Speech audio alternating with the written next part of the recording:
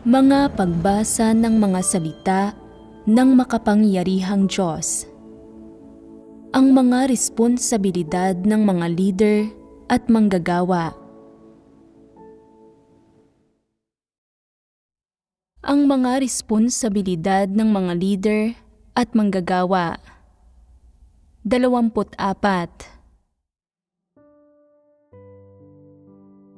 Ikalawa, batay sa pagkatao ng isang tao. Ngayon, dadako naman tayo sa ikalawang kategorya, ang kanilang pagkatao.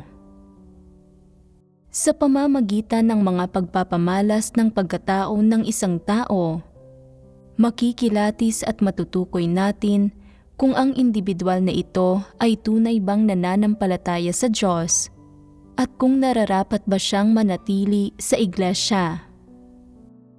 Kung batay sa kanyang mga pagpapamalas at pagbubunyag ng pagkatao at sa diwa ng kanyang pagkatao, siya ay hindi tunay na kapatid, hindi angkop na manatili sa iglesia, nakagugulo ang presensya niya sa mga kapatid, at ayon sa kanyang pag-uugali, ay kabilang siya sa mga dapat paalisin o patalsikin mula sa iglesia. Dapat mabilis na gumawa ng mga kaukulang plano ang iglesia para paalisin o patalsikin ang mga individual na ito. Ang pagbabahaginan tungkol sa ikalabing-apat na responsibilidad ng mga leader at manggagawa ay tungkol sa pagpapaalis o pagpapatalsik sa lahat ng uri ng masasamang tao.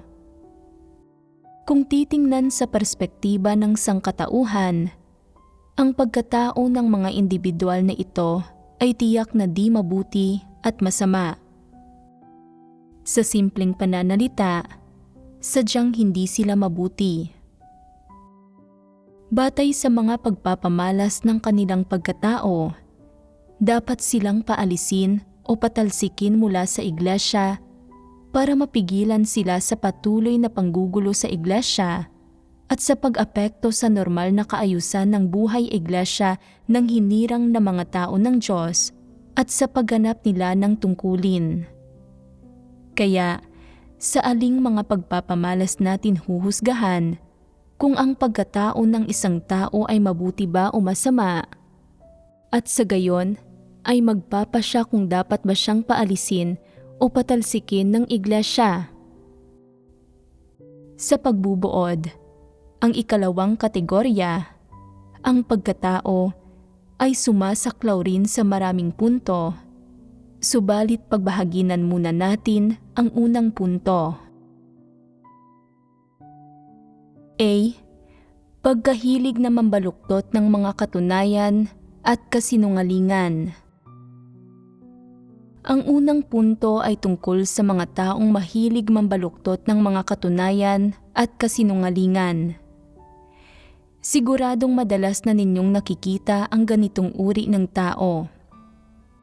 Ano ang pangunahing pagpapamalas ng pagkahilig na mambaluktot ng mga katunayan at kasinungalingan?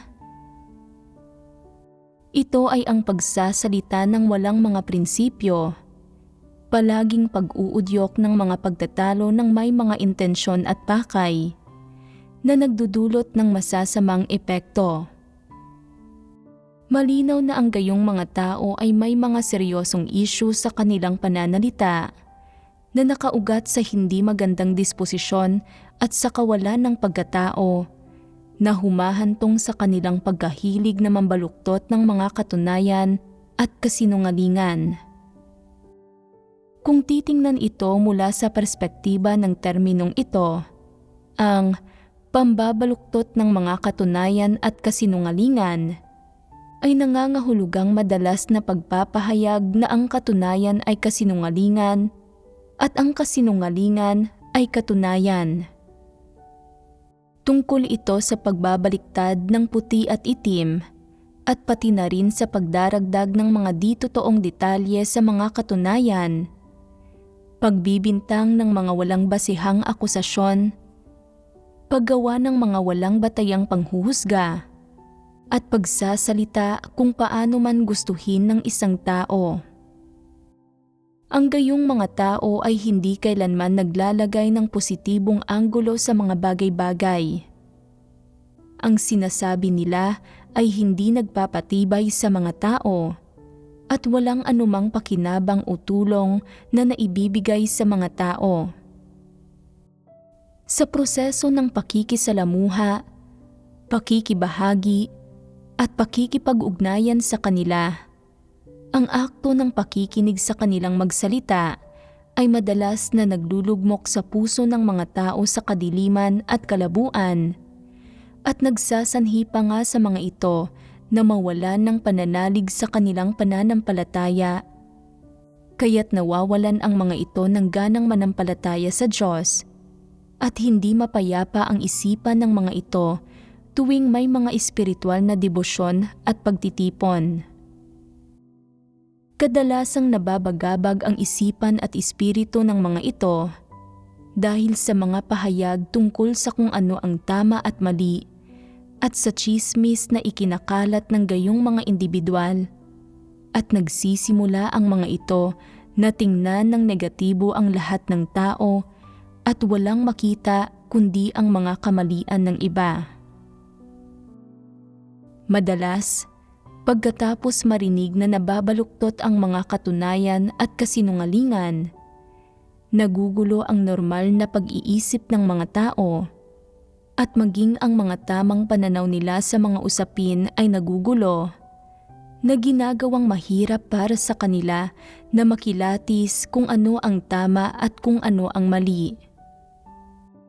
Iyong mga walang pagkilatis ay madalas na naeengganyo at natutukso nang hindi man lang ito namamalayan dahil sa ilang bagay na sinasabi ng mga tao na nambabaluktot sa mga katunayan at kasinungalingan. Iniisip nila, walang pininsalang sino man ang mga taong iyon. Normal silang nakikilahok sa mga pagtitipon. Minsan pa nga ay nagkakawang gawa at tumutulong sila sa iba at wala silang ginawang anumang masama. Gayunpaman, ang madalas na kinahihinatnan ng mga pakikisalamuhan nila sa gayong mga individual ay na nasasadlak sila sa mga isyu ng tama at mali at nasasadlak sila sa tukso at nasasadlak sila sa gitna ng mga emosyonal na gusot sa pagitan ng mga tao at mga di angkop na relasyon ng mga tao. Ang mga taong ito na nambabaluktot ng mga katunayan at kasinungalingan ay bihasa sa panggugulo sa mga angkop na relasyon ng mga tao at sa pananabotahi sa ilan sa mga dalisay na pagkaunawa sa isipan ng mga tao. Sa pananaw nila, ang sino mang mga individual na may mabuting relasyon at maaaring sumuporta at tumulong sa isa't isa ay nagiging target ng mga lihim nilang pag-atake at panghuhusga. Gayon din, ang sino mang gumagawa ng tungkulin niya nang may kaunting katapatan at medyo gumugugol ng sarili niya ay isa ring target ng mga pag-atake nila. Gaano man kabuti o kapositibo ang isang bagay, naghahanap sila ng mga paraan para siraan ito. Gumagawa sila ng mga patagong puna tungkol sa lahat ng bagay. Nagkokomento sa bawat usapin at may mga sarili silang pananaw sa lahat ng issue. Ang mga pananaw na ito ay hindi man lang mga tunay na pananaw. Sa halip, nagsasalita sila ng walang kabuluhan, nagpapalito sa mga katunayan at kasinungalingan, at binabaliktad ang puti at itim. Para makamit ang isang layon o makapaghasik ng sigalot sa pagitan ng mga tao o makapanirang puri sa ilang individual, umaabot pa nga sila sa puntong sadya at walang ingat silang gumagawa ng mga kwento sa pamamagitan ng pagdaragdag ng mga di totoong detalye sa mga katunayan at paggawa ng mga walang basehang akusasyon, gumagawa ng kwento ng walang batayan. Iyong mga hindi nakakaalam sa mga katunayan ay nakikinig sa kanilang magsalita at iniisip na ang mga pahayag nila ay tila makatwiran at hindi posibleng maging mali, at sa gayon ay nalilihis ang mga ito. Ang ganitong uri ng tao na mahilig mambaluktot ng mga katunayan at kasinungalingan ay gumagawa ng mga patagong puna sa anumang positibong usapin. Dahil ba ito sa pagkakaroon nila ng pagpapahalaga sa katarungan? Hindi. Nilalabanan nila at hindi nirerespeto ang mga aktibong nagsasagawa ng tungkulin nito, ang mga tapat, ang mga masigasig na gumugugol ng sarili nila at ang mga may konsensya at katwiran. Kung gayon, ano ang dahilan ng walang ingat na pananalita ng mga individual na ito? Nasaan ang ugat nito? Bakit sila palaging mahilig mambaluktot ng mga katunayan at kasinungalingan? Dahil di mabuti ang kanilang pagkatao. Tama. Ito ay dahil sa di mabuting pagkatao. Kung mabuti ang pagkatao nila, hindi sila mambabaluktot ng mga katunayan at kasinungalingan. Ang pagsasalita ay dapat nabatay sa konsensya at pagkamakatwiran. Hindi dapat magbulalas ang isang tao ng mga baluktot na teorya at maling paniniwala sa bawat pagkakataon. Ang ugat ng pambabaluktot ng mga katunayan at kasinungalingan ay ang di mabuting pagkatao. Ang anumang sabihin ng gayong mga tao ay nag-iiwan ng hindi magandang impresyon. Sa banayad na pananalita, nanghuhusga sila ng iba.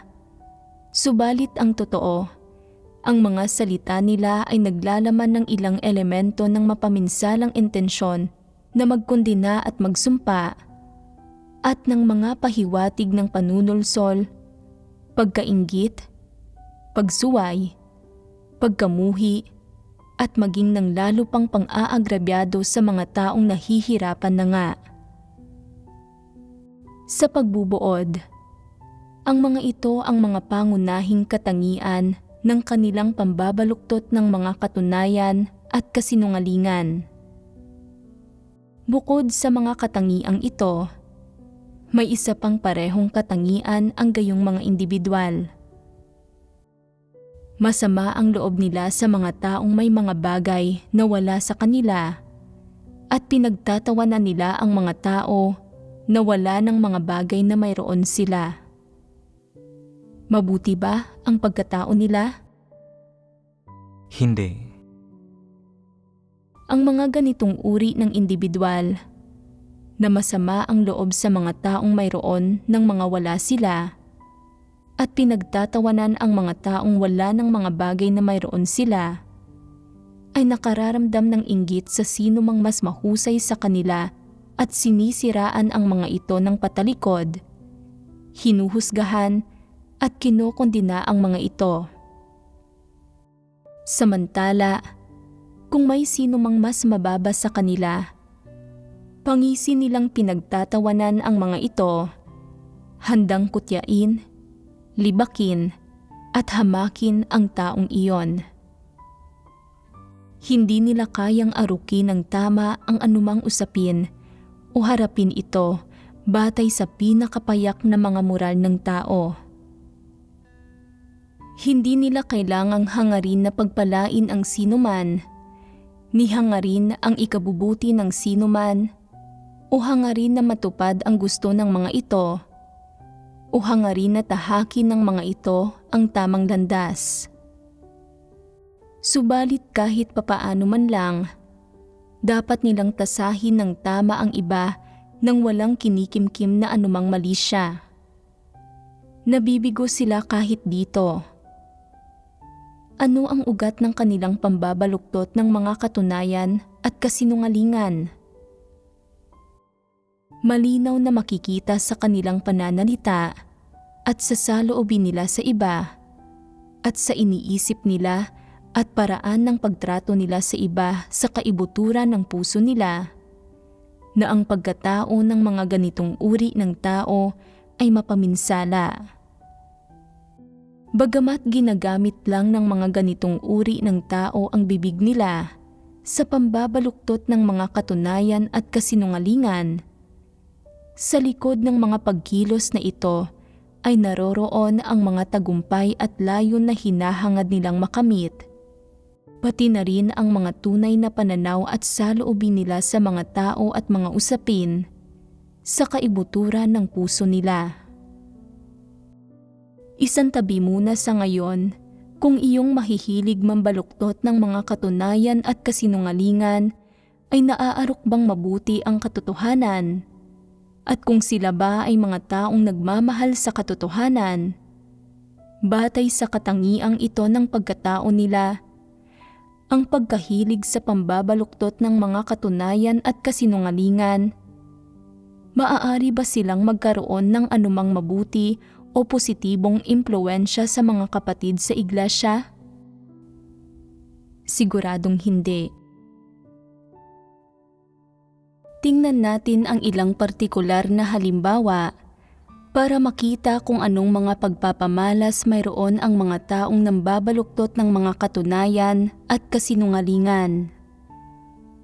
Sabihin natin, halimbawa, na may isang sister na may napakayamang pamilya, subalit alang-alang sa pangangaral ng ebanghelyo at pagpapatotoo sa Diyos, ay iniwan niya ang mga kasiyahan ng laman at iniwan ang tahanan niya para gawin ang kanyang tungkulin.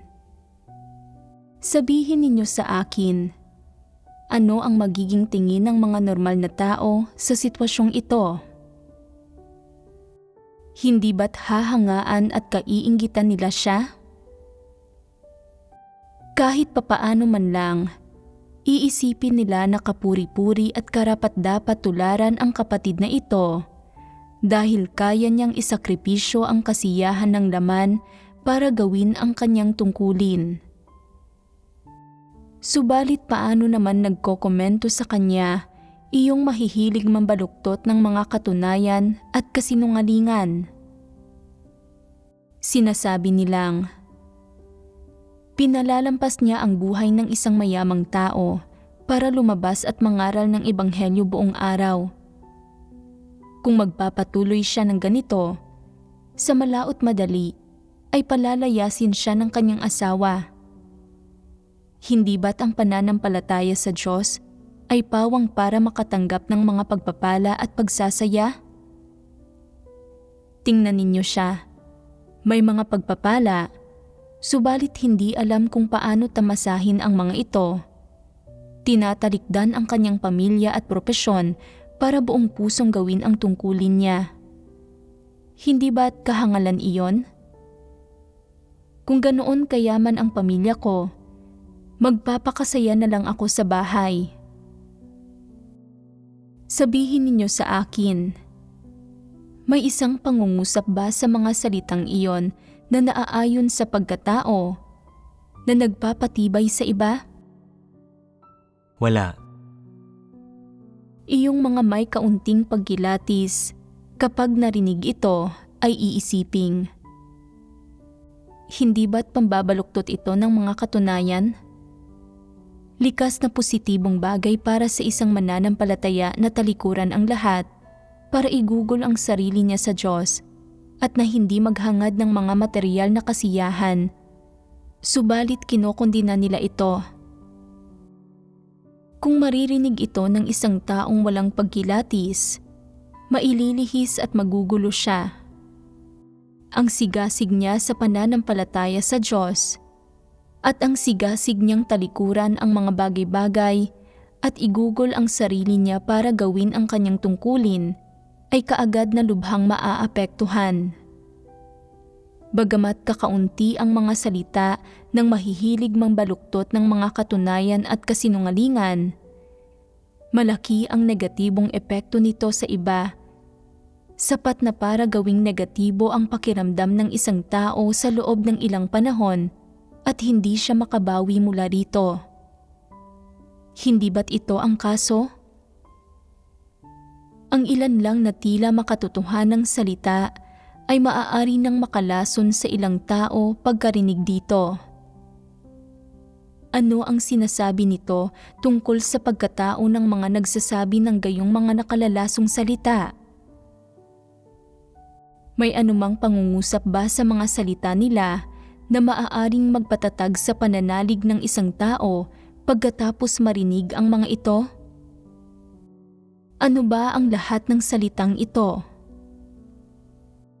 Sa malawak na pananalita, ang lahat ng ito ay mga salita ng mga hindi mananampalataya. Walang kahit isang pangungusap na dapat bigkasin ng sino mang sumusunod sa Diyos. Sa mas partikular, wala ni isang pangungusap na sinasabi ng mga taong ito ang sumasalamin sa anumang pagkatao. Ano ang ibig sabihin ng walang pagkatao? Ibig sabihin nito ay hindi man lang nagtataglay ng moralidad. Ano ang ibig sabihin ng kawalan ng moralidad? May maginhawang pamumuhay at mayamang pamilya ang sister na iyon, at ano ang saloobin ng mga taong ito?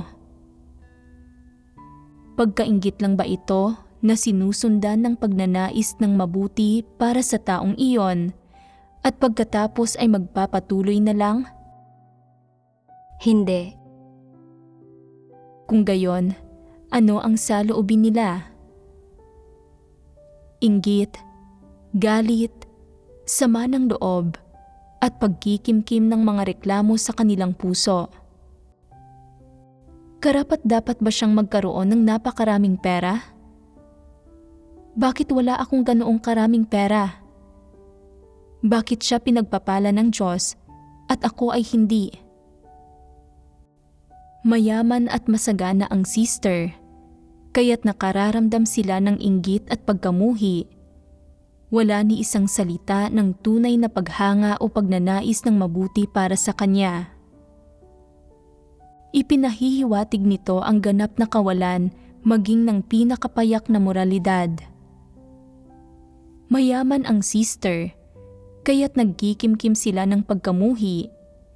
Halos umaabot na sa puntong sinusubukan na nilang nakawan o dayain siya sa kanyang mga ari-arian.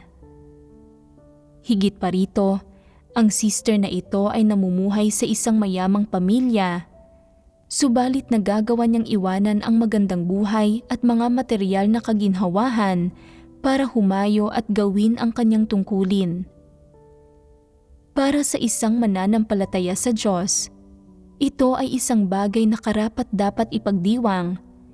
Ito ay karapat-dapat hangaan at kainggitan. Ang mga tao ay dapat naghahangad ng ikabubuti niya at nagsisikap na mapalapit sa kanya at matularan siya.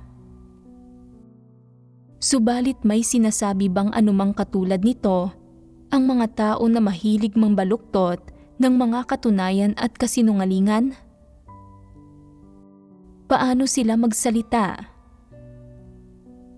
Ang bawat pangungusap ay may kasamang mararahas na salita at may bahid ng pagkamuhi. Bakit sila nakapagsasalita ng ganito? Ito ay dahil hindi sila kontento at hindi sila nasisiyahan sa sarili nilang kalagayan dahil nagkikimkim sila ng sama ng loob at sa gayon ay ibinubunto nila ang galit nila sa mayamang kapatid na ito. Bilang isang mananampalataya sa Diyos, dapat partikular na pahalagahan, hangaan, kapulutan ng kaalaman, at tularan ng isang tao iyong mga aktibong nakagagawa ng kanilang tungkulin at nakapaghahangad sa katotohanan. Sa halip na matuto mula sa mga kalakasan ng sister para mapunan ang mga sarili nilang kahinaan, binabansagan pa siya ng mga taong ito bilang hangal at umaasa pa nga silang makikipagdiborsyo sa kanya ang kanyang asawa. Hinihintay nila ang kanyang pagbagsak. Kung sakaling talagang makikipagdiborsyo ang asawa ng sister na iyon, hindi ba't matutuwa sila? Hindi ba't matutupad ang kahilingan nila? Sinasalamin nito ang mga tunay nilang damdamin at pati na rin ang kanilang intensyon at pakay. Hindi sila naghahangad ng ikabubuti ng iba. Ang makitang nasa mabuting kalagayan o mas mahusay sa kanila ang ibang tao ay pumupuno sa kanila ng inggit at sama ng loob. Gaano man kalakas ang pananalig ng ibang tao sa Diyos, kung ang individual na iyon ay mas magaling kaysa sa kanila, hindi nila ito matatanggap. Ganap na wala silang pagkatao at walang kakayahang bumigkas ng kahit isang salita ng pagpapala o pagpapatibay. Bakit hindi nila kayang magbanggit ng gayong mga salita? Dahil napakasama ng kanilang pagkatao. Hindi sa hindi nila gustong magsalita o nawala sila ng mga tamang salita, kundi dahil puno ng inggit, sama ng loob, at galit ang puso nila, kaya't imposible para sa kanila na magbanggit ng mga salita ng pagpapala. Kung ganoon, maipahihiwatig ba ng katunayang puno ang puso nila ng gayong mga tiwaling bagay na mapaminsala ang pagkatao nila? Maipahihiwatig nito dahil nagpapakita sila ng gayong mga tiwaling disposisyon, nagiging madali para sa iba na makilatis ito at nahahalata ng iba ang tiwaling diwa nila. Narito ang isa pang halimbawa. May isang sister na bago manampalataya sa Diyos ay palaging nakikipag-away sa asawa ng kanyang bayaw. Kalaunan, pareho silang nagsimulang manampalataya sa Diyos at sa pamamagitan ng pagkain at pag-inom ng mga salita ng Diyos, natutunan nila ang ilang katotohanan. Napagtanto nila kung paano dapat umasal at makisama sa iba ang isang tao, at habang nabubunyag ang kanilang katiwalian, nagawa nilang maging bukas sa isa't isa at subuking kilalanin ang sarili nila na ginawang mas maayos ang kanilang relasyon. May mga tao na maiinggit sa kanila at magsasabing, "Tingnan mo sila, nananampalataya sa Diyos ang buo nilang pamilya at ang maghipag ay para lang tunay na magkapatid. Hindi ba't dahil itong lahat sa pananampalataya nila sa Diyos?" Ang mga pamilya ng mga walang pananampalataya ay hindi talaga kayang magkasundo. Palaging nag-aaway at nakikipagkompetensya sa isa't isa, kahit na ang magkakapatid mula sa iisang ina. Mas mabuti ang mga mananampalataya, kahit na hindi tunay na magkapatid ang maghipag, hanggat sila ay nananampalataya sa Diyos, may magkakatulad na layong hinahangad, tumatahak sa parehong landas, at nagkakaintindihan sila. Magkatugma sila sa espiritu, nakahanga-hanga. Ipinakikita nito na ang mga tunay na nananampalataya sa Diyos ay naiiba kaysa sa mga walang pananampalataya. Nagsasama-sama ang mga tao mula sa magkakaibang pamilya na may magkakatulad na layon at hangarin, magkakatugma sa sambahayan ng Diyos at sa harap ng Diyos. Ang layon sa pagsasabi nito ay para ipaalam sa mga tao na ito ang epekto ng mga salita at gawain ng Diyos, isang biyayang ipinagkaloob ng Diyos sa mga tao. Ito ay isang bagay na wala at hindi kayang tamasahin ng mga walang pananampalataya. Kahit papaano man lang, pagkatapos marinig ito ay mararamdaman ng isang tao na mabuti ang manampalataya sa Diyos at magkakaroon siya ng magandang impresyon sa pananampalataya sa Diyos. Subalit pakinggan ang sasabihin ng taong mahilig mambaluktot ng mga katunayan at kasinungalingan tungkol dito. Maaaring nakikita mo na tila nagkakasundo sa panlabas ang maghipag na iyon. Maayos ang lahat tuwing may mga pagtitipon. Subalit hindi ba't nagtatalo rin sila kung minsan? Hindi mo alam, napakatindi nilang magtalo dati. Sinasabi ng iba, ang mga dati nilang alitan at pagtatalo ay dahil hindi sila nanampalataya sa Diyos at hindi nila naunawaan ang katotohanan. Magkasundo na sila ngayon. Ito ay dahil ngayon ay pareho na silang nananampalataya sa Diyos, nakauunawa sa ilang katotohanan, at kaya nang maging bukas sa isa't isa sa pagbabahaginan at nalalaman ang sarili nilang mga katiwalian at madalas na ginagawa ang mga tungkulin nila ng magkasama. Bagamat may kaunting iringan pa rin sa pagitan nilang dalawa, karaniwan ay kaya nilang aminin sa isa't isa ang mga pagkakamali nila at konsultahin ang isa't isa sa lahat ng ginagawa nila. Ito ay isang bagay na hindi kayang makamit ng sino mang walang pananampalataya kahit pa sa mga kadugo nila.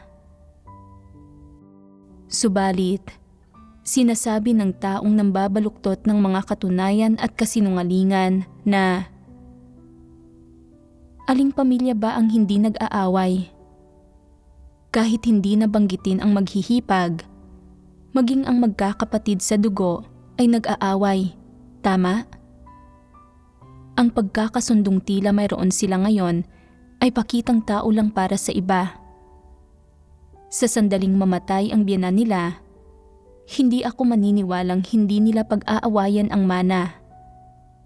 Hindi ba't ang pananampalataya sa Diyos ay isang hangarin lang, isang uri ng espiritual na kaaliwan? Talaga bang kaya nilang isuko ang napakalaking yaman dahil dito? Imposible.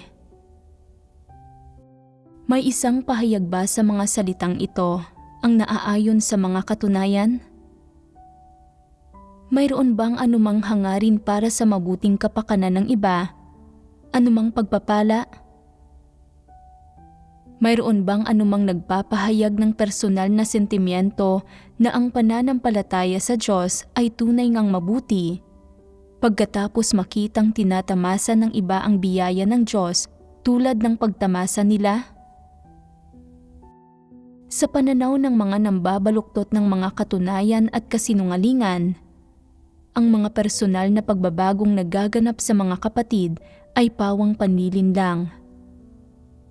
Ang pagtatamo ng katotohanan at ang mga pagbabago sa disposisyon na nagmumula sa pananampalataya sa Diyos ay pawang huwad. Hindi sila naniniwalang kayang dalisayin ng Diyos ang mga tao, na kayang baguhin ng Diyos ang mga tao.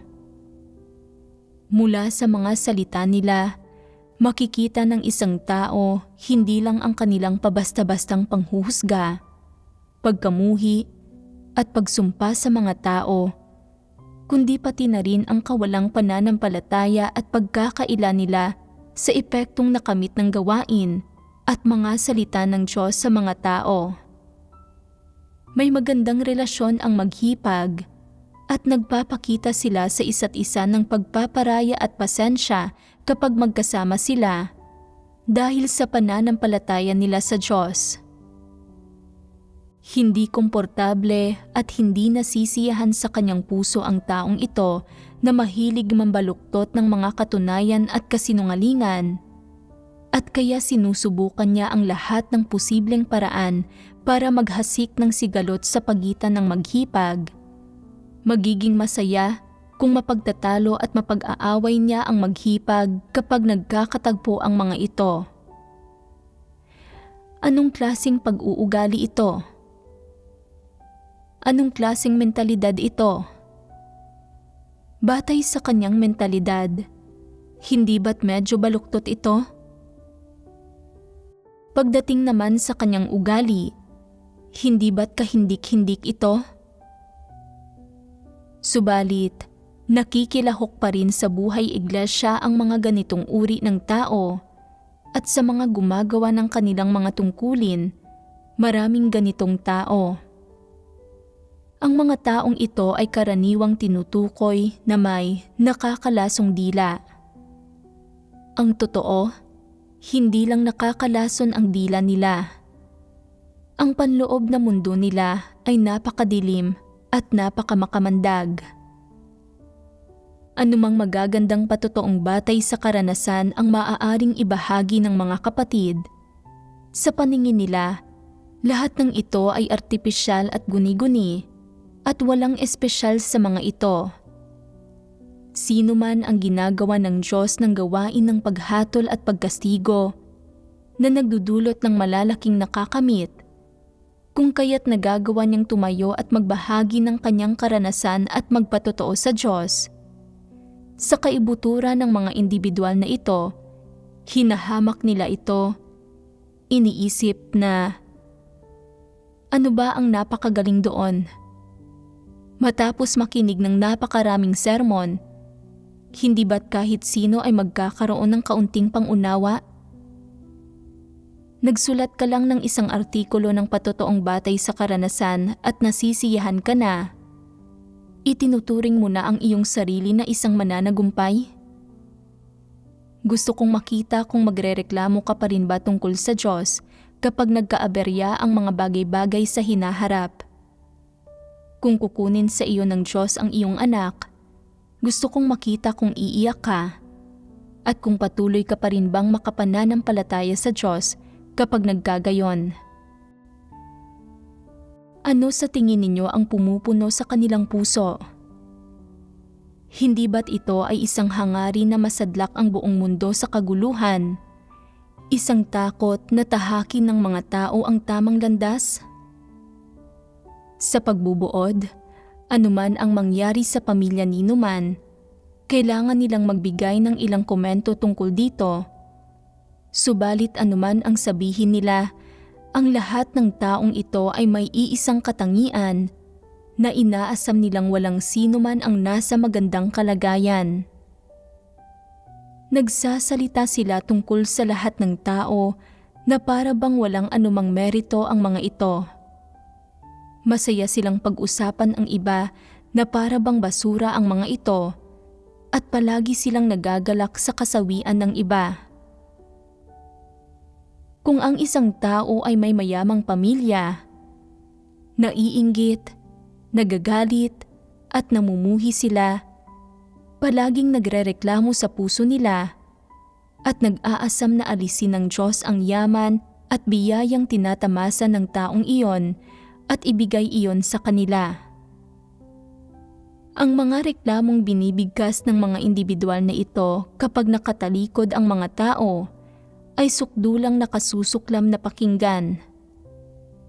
May pagkakatulad ba sila sa mga mananampalataya ng Diyos sa anumang paraan?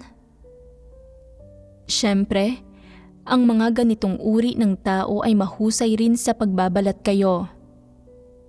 Gaano man kamapaminsala o kadilim ang puso nila, sa presensya ng mga kapatid sa mga pagtitipon, makikipagbahaginan din sila ng kanilang pagkaunawa at mga kabatiran.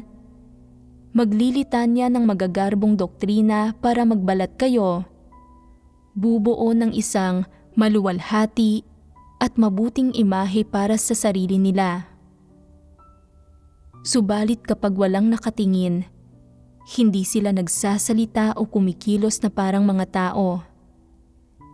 Karamihan sa mga tao, kung hindi pa nila nakakasalamuha ang mga individual na ito at hindi pa nila alam ang mga tunay na pagpapamalas ng mga ito o kung ano ang nasa kaibuturan ng puso ng mga ito, matapos lang marinig ang mga ito na magsalita ng tama sa mga pagtitipon, ay hindi matutuklasan kung gaano kaubod ng sama o kalupit ang pagkatao ng mga ito o kung gaano kababa ang karakter ng mga ito, kundi iisipin pang ang mabuti ang mga ito.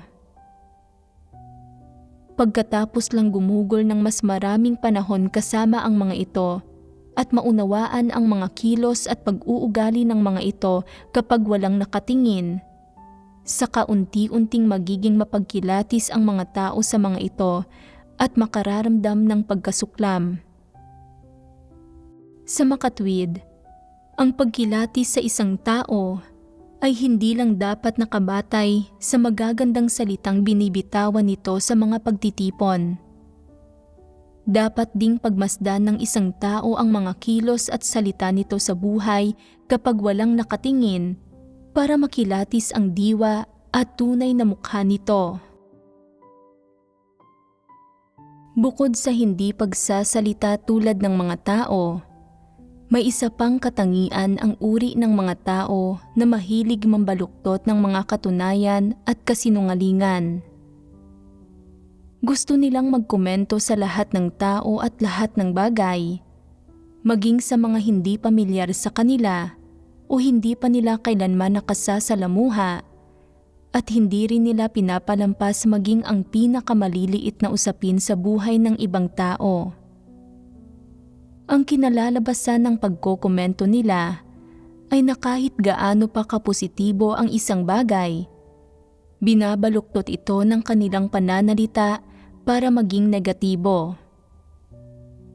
Kahit gaano pa kawasto ang isang bagay, nababaluktot ito para maging isang bagay na negatibo kapag dumaraan ito sa ubod ng sama nilang labi.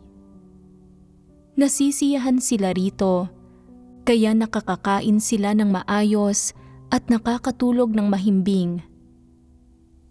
Sabihin ninyo sa akin, anong klaseng nilalang ito? Halimbawa, kung ang ilang kapatid ay kumita ng maganda ngayong taon at may mas maalwang kalagayang pinansyal, naghahandog ng medyo mas malaki, higit sa 10% ng kanilang kita. Naiinggit sila at nagsasabing, "Bakit napakalaki ng inihahandog mo ngayong taon?" Ang pagtukoy ng Diyos sa kung mabuti ba o masama ang isang tao ay hindi batay sa kung gaano kalaki ang inihahandog mo. Anong silbi ng pagiging masigasig mo? Hindi ka po sa pera ang sambahayan ng Diyos. Lumalabas na naman ang mga hindi ka nais-nais na salita. Hindi ba? Sino man ang gumagawa ng wastong bagay o ng bagay na naaayon sa katotohanan, hindi ito katanggap-tanggap para sa kanila at nakararamdam sila ng labis na pagkasuklam sa kanilang puso.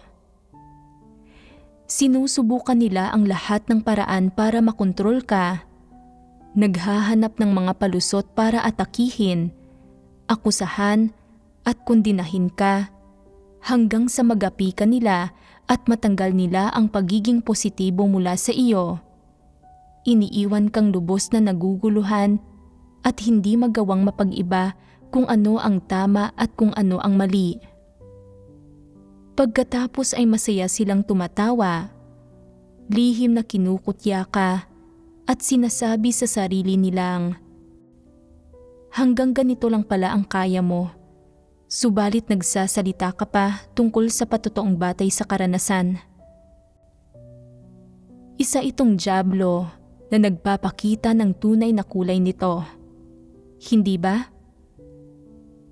Hindi ba't ito ang mga salita ng isang alipin ni Satanas, ng isang antikristo? Habang mas nagsasalita ako tungkol sa ganitong uri ng tao, mas nagagalit at nasusuklam ako. Nakatagpo na ba kayo ng gayong mga individual? Anuman ang itsura o mga katangian ng mukha nila, kapag sila ay mambabaluktot na ng mga katunayan at kasinungalingan, nagiging kakaiba ang kanilang mga ekspresyon. Nakangiwi ang mga labi, nakalihis ang mga mata, hindi tumitingin ng diretsyo sa iba, at tila nawawala sa pagkakaayos ang mga bahagi ng mukha ng ilang tao. Sinyalis itong ipinadadala sa iyo. Sinasabi sa iyong magsasalita na sila na parang hindi mga tao. Ano ang gagawin mo kung gayon? Tatanggapin mo ba ang senyalis na ito o haharangan ito? Kailangan mong dumistansya sa kanila at sabihin sa kanilang, "Huwag kang magsalita. Ayaw kong marinig ito. Masyado kang machismis. Kung hindi ka magsasalita na parang isang tao, lumayo ka sa akin. Ayaw kong maapektuhan ng panggugulo mo.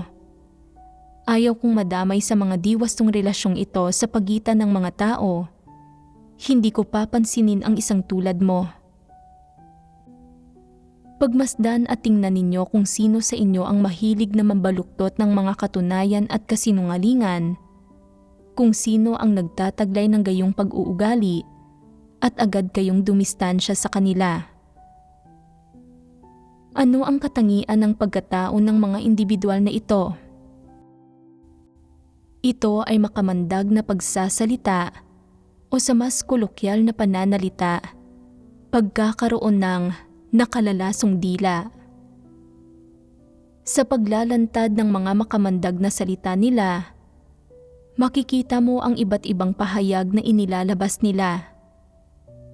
Sa pamamagitan ng mga pahayag nila, makikita mo ang kanilang panloob na mundo at eksaktong matutukoy kung ano ang pagkataong diwa nila at kung sila ba ay masasamang tao. Ang ganitong uri ng mga tao na mahilig mambaluktot ng mga katunayan at kasinungalingan sa pamamagitan ng iba't ibang senyales at pahayag na inilalabas nila ay nagpapahintulot sa iba na malinaw na matukoy sila bilang masasamang tao. Ang ganitong uri ng mga tao ay lubos na nakatutugon sa pamantayan para mapaalis o mapatalsik. Hindi dapat sila pakitaan ng awa. Dapat silang mapaalis at hindi dapat mapahintulutang magdulot ng mga kaguluhan sa loob ng iglesia. Katatapos lang nating magbahaginan tungkol sa mga katangian ng uri ng mga tao na mahilig mambaluktot ng mga katunayan at kasinungalingan at dapat na maging malinaw mula sa sitwasyon ng pananampalataya nila sa Diyos at mula sa mga pagpapamalas ng kanilang pagkatao na sila ay isang uri ng tao na tutol sa katotohanan at na hindi nagmamahal sa katotohanan. Mababa ang pagkatao nila hanggang sa puntong hindi na sila tinatabla ng katwiran at wala man lang silang pinakapayak na moralidad ng tao. Sadya lang na sa partikular nilang kaso, ang katangian ng mababa nilang pagkatao ay napartikular silang mahilig sa pambabaluktot ng mga katunayan at kasinungalingan. Mula sa mga salitang binibigkas nila, mapagmamasdan ang katangian ng pagkatao nila at ang pagkataong diwa nila.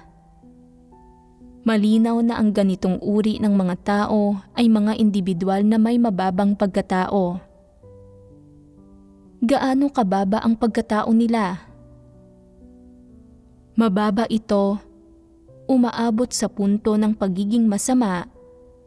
Sa gayon ay naglalagay sa kanila sa kategorya ng masasamang tao. Ito ay dahil ang mga salitang karaniwan nilang sinasabi ay hindi lang paminsan-minsang pagrereklamo at pagpapahayag ng kaunting inggit o paminsan-minsang pagpapakita ng kaunting kahinaan ng tao. Ang mga pagpapamalas nila ay hindi katulad ng sa isang karaniwan at ordinaryong tiwaling disposisyon, kundi sapat na para patunayan na maaari silang ikategorya bilang masasamang tao.